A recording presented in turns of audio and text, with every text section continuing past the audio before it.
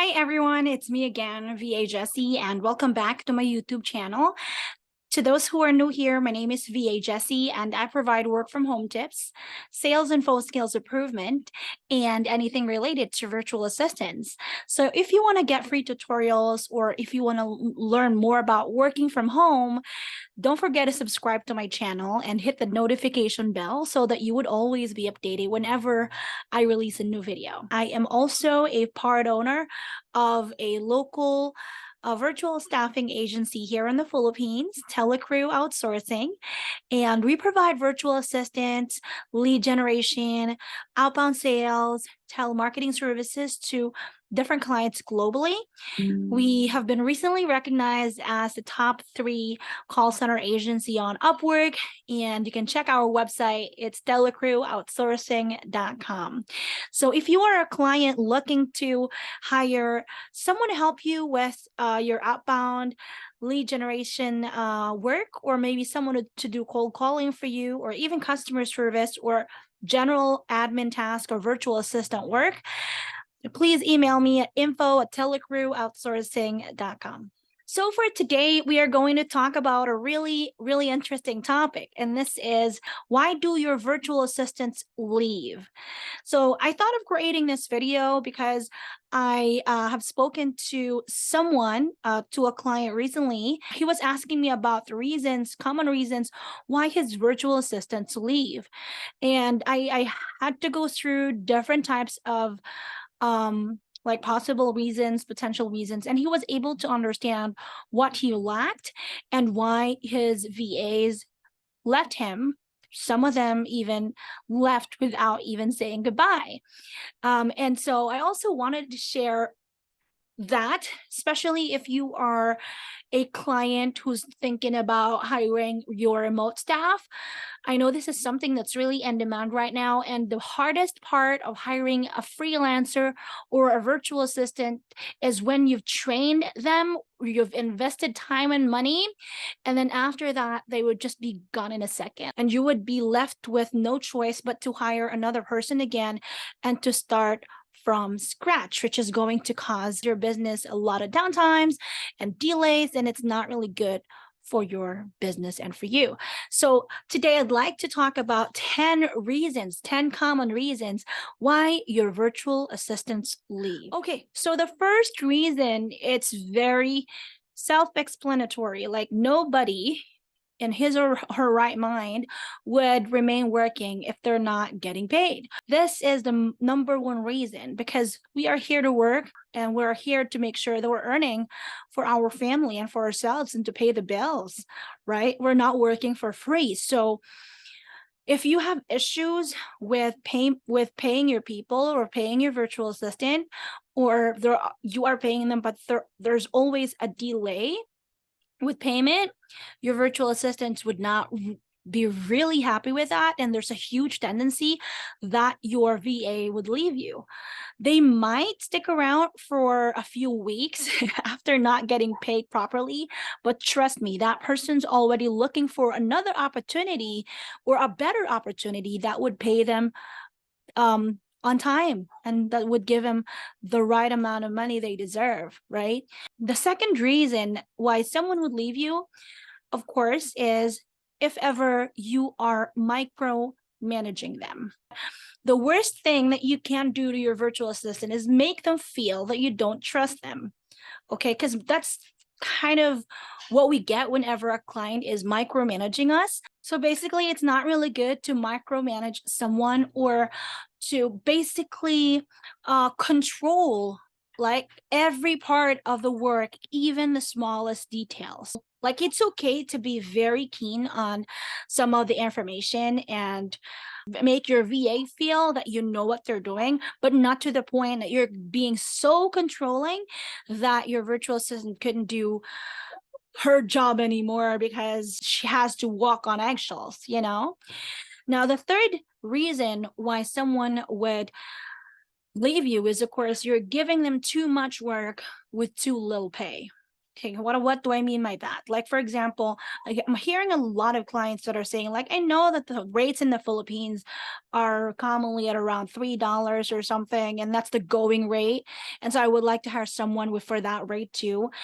I mean, $3, yes, there are people that are charging $3 an hour, but not everybody. Like, especially not for someone who would do social media marketing, cold calling, LinkedIn Navigator, and a lot of other stuff along with virtual assistants. And you expect that this first person is going to like last working for you at that rate. What I'm trying to say is if you're hiring someone, if you're hiring a freelancer, make sure that the amount you're paying them is equivalent to the amount of work you're giving them, and try to not to assign a work that's designed for a team to an individual virtual assistant. Okay, you really wouldn't get a lot out of it anyway, because your virtual assistant would be very exhausted.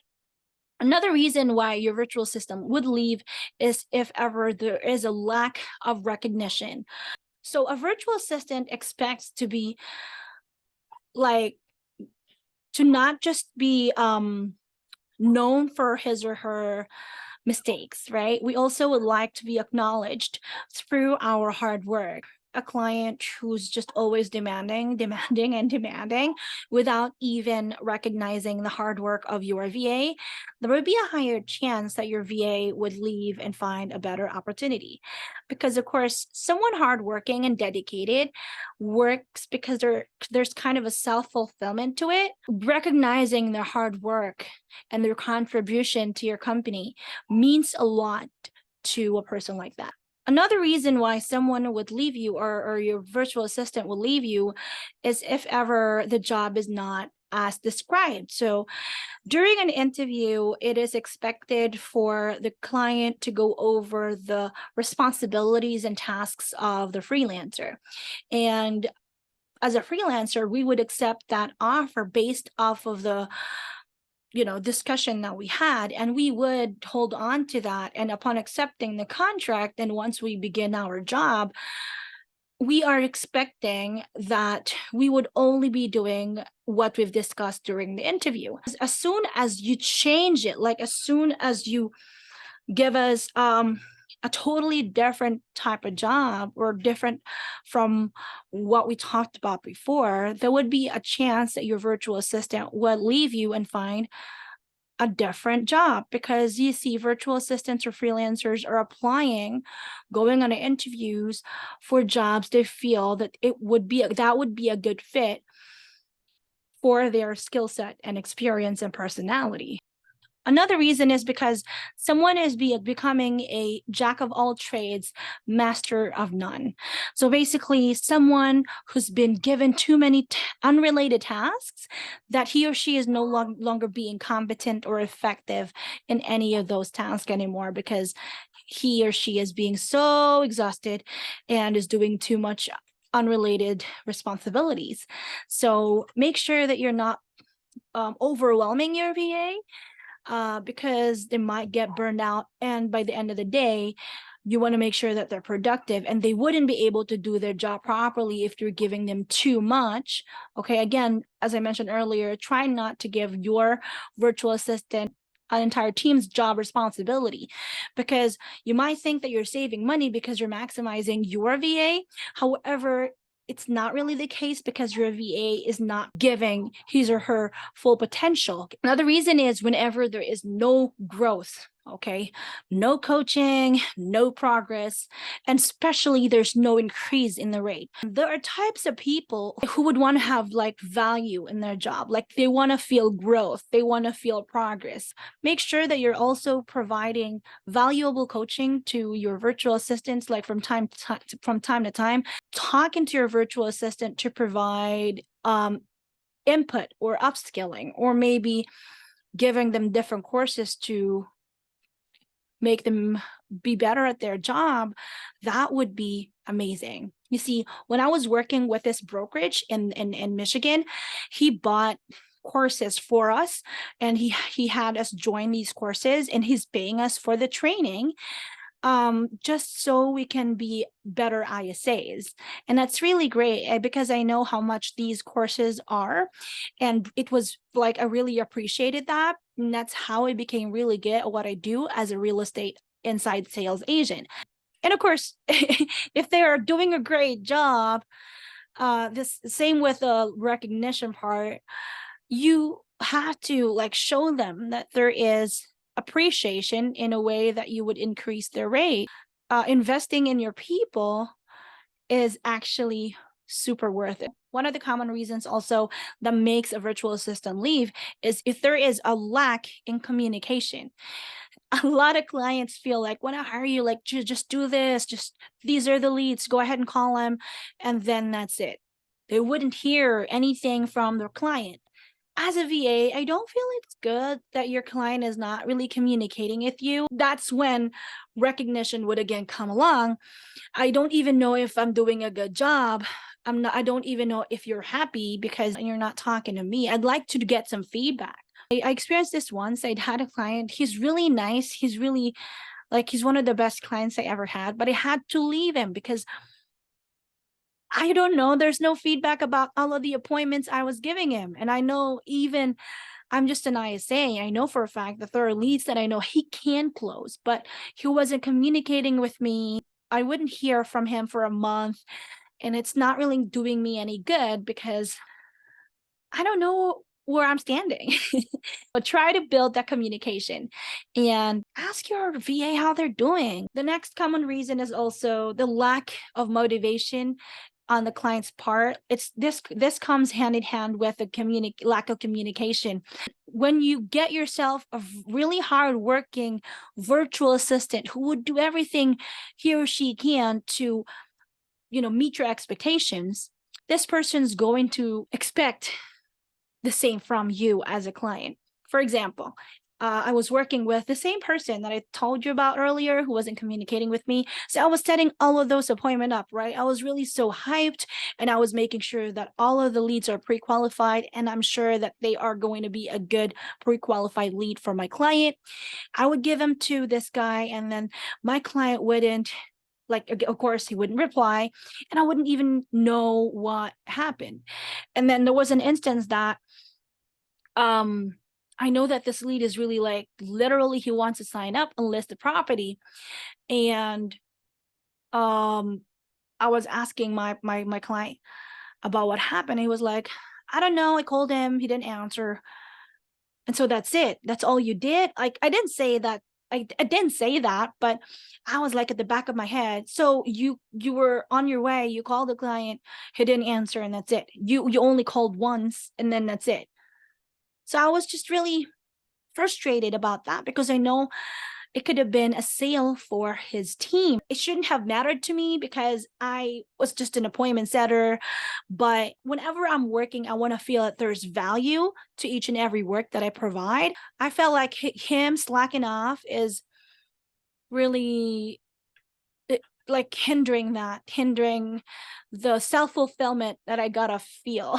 I don't know if you get me, but what I'm trying to say is we want to be inspired by our clients. We want to see them working too. We want to see them working their butt off too. Okay. And lastly, this is my super favorite: lack of professionalism. You see, it doesn't mean that we're virtual assistants or freelancers and that you're paying us that you've already bought us. Your virtual assistant would definitely leave you if you're not treating them right. If you're not professional, if you're racist, if you're cursing at them. I mean, nobody deserves that. Of course, people make mistakes, yes, but we have to deal with it in a very professional manner. Another experience that I had this client, he was really paying me well as a sales development representative. And then I just really hate it whenever he cusses at me or whenever he shouts at other employees or other virtual assistants. And whenever there's cursing through email threads, I don't like that. I feel like the reason why I had to get out of the corporate world is to not feel that much toxicity from people. I had to leave him. I had to say goodbye politely and had to go because it's not the kind of environment that I want to be at. The same experience that one of our virtual assistants had. His client was very, very sexist and racist, and he's saying foul words to them. And it's not something that you want to look forward to every day when you start working. So yeah, just a reminder, guys, if you are hiring someone, even if we're from a different country, even if we're like kind of in a third world country or something, please treat us with respect as well. In our culture, most of my fellow Filipinos would not say a word. It wouldn't stand up and wouldn't stand up for themselves because they feel like it's rude. And we're accustomed to respecting people with power, people with positions, and of course our bosses. And most of your hires would just give you other excuses just to get out of it, as opposed to telling you honestly that, hey, you're not treating me the way I should be treated, so I will be resigning, right? Filipinos would not say that. Filipinos are not that blunt, and we'd like to be still respectful even if we're like having a difficult time. Okay, it's really hard to buy loyalty, but if you treat your people the way they deserve, I doubt it that they will leave you. I know some virtual assistants or freelancers that have been with a client for years and they're not leaving them, even if they know that there's a better offer, because they have this kind of relationship to each other already that's hard to establish, okay, with another person or another client. I mean, you don't have to be friends with them, you just have to build a good professional relationship with your virtual assistant. So yeah, that's it, guys. That's all of the things that I can think of, possible reasons why your virtual assistants leave. Again, just a disclaimer, these are the common scenarios that I'm experiencing as a virtual staffing manager, and I'm not generalizing it. I'm just sharing my thought, okay? So that's it, guys. That's the end of my vlog today. Thank you so much for watching until the end. Merry Christmas, and I wish you a happy new year. And again, if you're interested to join my team, we are hiring. Go ahead and visit our website at telecrewoutsourcing.com. And you can also check our TikTok account, Telecrew Outsourcing. We're also on Facebook, Telecrew Outsourcing, and also on Instagram, the same name, Telecrew Outsourcing. And if you are a client and if you want to inquire about hiring a virtual assistant or a cold caller or a lead generator from our company, please feel free to email me at info@telecrewoutsourcing.com. So that's it, guys. Thank you so much for your time today. I really appreciate that. Happy holidays. Bye.